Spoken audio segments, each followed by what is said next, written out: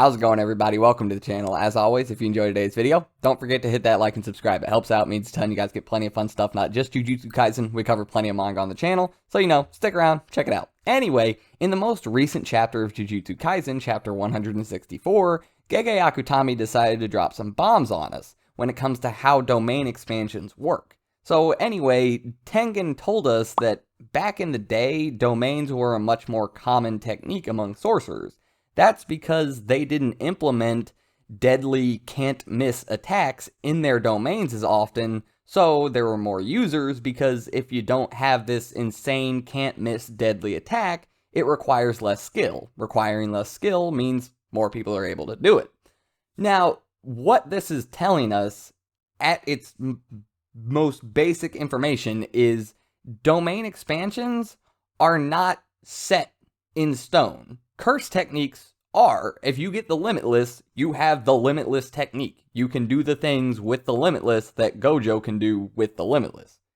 If you have the 6 eyes. If you don't have the 6 eyes with it, then you're probably not going to be as good. But anyway, better way to use it. Not one that has an auxiliary addition to it. The 10 Shadows for Megami. Somebody else who was born before Megami who had the 10 Shadows, their curse technique was the same as Megami's. However, if they had a domain expansion, then their domain expansion could have been different from Megami's. Domain expansions are much more of a personal basis. Whatever curse technique you have, that is a curse technique. You don't really get to modify the rules of how a curse technique works. But a domain expansion, you can. So, Megami didn't have to make the domain expansion that he did. It could have been made into something much simpler. Say, when you get stuck in Megami's domain expansion, you cannot physically leave the shadows. There are still the same amount of shadowy parts on the ground and non-shadowy parts on the ground as before he cast the expansion. But now, you physically cannot move from the shadows. Something like that. It doesn't involve actually hitting you in any way. Megami still has to do all of the fighting, all of the hitting, all of this. All the domain expansion does is just give you a rule that you have to follow. That, theoretically, would have been much easier for Megami to create, and theoretically is something Megami could have done. Now, we still don't have every single little detail on this. So, Megami already has the domain expansion he has. Can he still change it? Or is your first time creating the domain expansion, you bringing it into existence as an idea with set rules that cannot be changed going forward? Does your first time set how it is for all time? Or can you manipulate it as you go? Can Megami take out the can't miss attacks and add in that shadow rule that I just brought up? Maybe. I don't know. Something I will go out on a limb and say, however, is it's probably much less exhausting to use a domain expansion that doesn't have a can't miss attack. If it requires much less skill and much more people were able to do it, I would imagine it would also use up less cursed energy. It would be less taxing than a more deadly domain expansion. That has technically not been stated one way or the other, but I would kind of assume that it would probably take less energy if it was less deadly or impactful.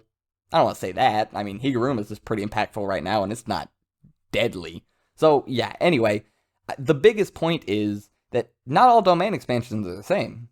You create your domain expansion. It is a part of you. It comes from your personality and your curse technique. This actually makes a little bit more sense when you go back and look at Mahito when he was getting the absolute shit kicked out of him by Nanami and Yuji. And he finally creates his domain expansion for the first time, and right before he does it, he says, "What fresh inspiration is this?" So the events unfolding inspired him to make his domain expansion. That domain expansion that he made was partially inspired by the events that helped him create it. So yeah, inspiration goes into this. When Megami first created his area expansion, if you go look it up in the manga, in the Viz translation at least, it says area expansion when he was fighting the Finger Bear, not domain expansion, area expansion. I don't know why. I don't know if it's technically different. He said it's incomplete, so I guess incomplete domain equals area? I don't know. Anyway, yeah, when he was doing it, he was telling himself, bring forth the deepest shadows, picture it in your head, bring it forth. So he was thinking of how to make his domain expansion what he thought it should be. Now, obviously, Megami didn't know about the whole, probably didn't know about the fact that back in the past, domains weren't usually deadly hit effects. So, yeah, this is just how you create a domain expansion. It's partially you creating it. It's not just you unlocking a new aspect of your technique. It is more so you adding the technique and your personality together to create your domain expansion. So yeah, I think that's really all I got on this topic today. I think we kind of covered the big change, the big news in domain expansions.